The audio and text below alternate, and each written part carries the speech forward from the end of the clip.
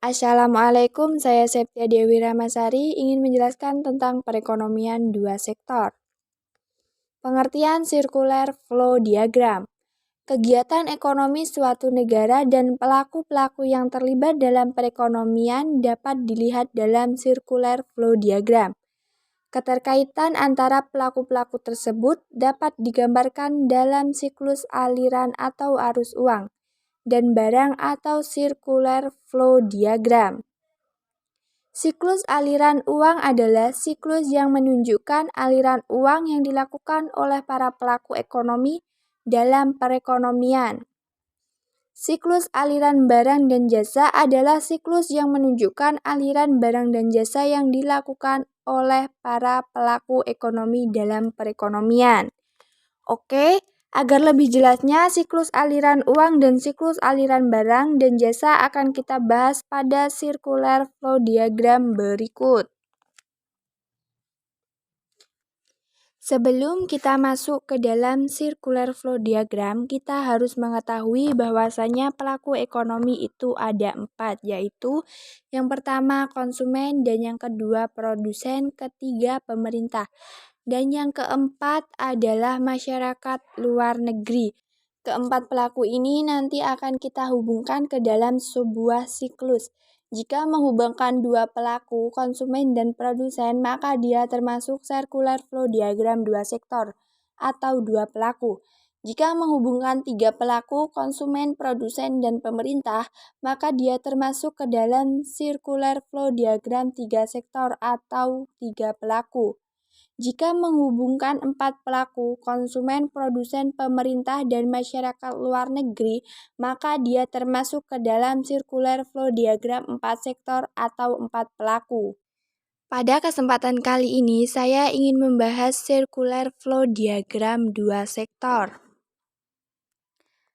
Pelaku yang pertama yaitu rumah tangga produksi atau yang disingkat dengan RTP, yang biasa disebut produsen. Pelaku yang kedua adalah rumah tangga konsumsi atau yang disingkat dengan RTK atau yang biasa disebut dengan konsumen. Nah, RTP dan RTK dihubungkan dengan dua pasar. Yang pertama adalah pasar input yang berisi tentang produksi. Yang kedua adalah pasar output yang berisi barang atau jasa. Kita mulai dari pasar input yang memiliki faktor produksi adalah konsumen. Kemudian dijual ke pasar input dan diserahkan kepada produsen. Jadi, konsumen sebagai pemilik faktor produksi dan faktor produksi tersebut dijual kepada produsen. Sekarang masih di pasar input ya.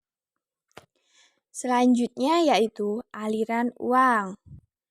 Setelah produsen mengolah faktor produksi itu SDA, SDM, modal dan kewirausahaan, maka produsen menyerahkan balas jasa berupa uang, tapi dengan nama rate, white, interest, dan profit kepada konsumen. Jadi, setelah konsumen menyerahkan faktor produksi itu kepada produsen, maka produsen membayar balas jasa dari faktor produksi itu dibayar kepada konsumen. Nah, sekarang pada pasar yang kedua, yaitu pasar output. Terdapat yang pertama adalah aliran barang atau jasa. Siapa yang menghasilkan barang dan jasa? Yang menghasilkan adalah produsen, sehingga panahnya barang keluar dari RTP, dijual di pasar output atau pasar barang. Nah, barang tersebut diserahkan kepada konsumen atau konsumen membeli barang atau jasa tersebut. Nah, setelah konsumen membeli barang tersebut, maka yang terjadi adalah ada uang untuk pembelian atau pembayaran. Konsumen membeli atau membayar atas barang yang sudah digunakan, diberikan kepada produsen.